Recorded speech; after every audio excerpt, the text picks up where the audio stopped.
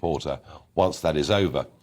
But joining me now to talk about King Charles III is historian David Starkey. I'm struggling, David, to get into my head that we now have to say, King. God save the King. Yes. When we sing, it's King's God's Council, the King's English. Yeah, We're going to have to English. rewrite the language. And the thought that we stand up and sing God Save the King. Apparently the notes are different at the end. I was learning. Ah, well, I didn't know that. And, of course, in time... So even worse, we'll be even more out of tune.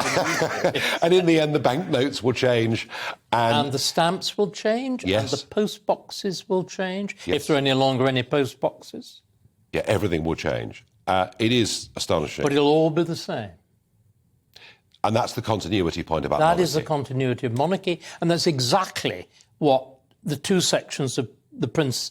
You see, I'm falling into the trap. You just did it. The King's speech Yeah. was about. Yeah. The first was his profound personal grief. The second, it's sort of three parts. The second was the transition to his family and what will change with them. And then the third, and I found that extraordinarily moving, was the vow. Effectively repeating but varying his own mother's own vow in exactly the same circumstances. The thing that's most striking, nobody's actually dared to say this, but I will.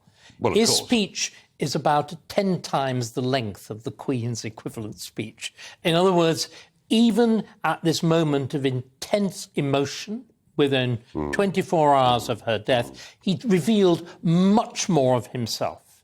Hers was astonishingly brief, succinct. His, there's a kind of deliberate baring of the soul. 9 Now, minutes, 9 minutes and 30 seconds was, I thought, a long speech. For those circumstances, Yes. and also within 24 hours of your mother's death. Remarkable. But I think we're going to have to get used to having had a queen who never really said anything. Remember the mystique of everybody's been talking about what they felt, what they thought the Queen. They were really imagining it. She never really said anything. She was a book on which it was the magic. You could read, impose almost anything you wanted. With Prince Charles, As it suited you as an individual. as it suited you, which is why she was able to move across classes, nations, races in the way that she was. She was a kind of mirror.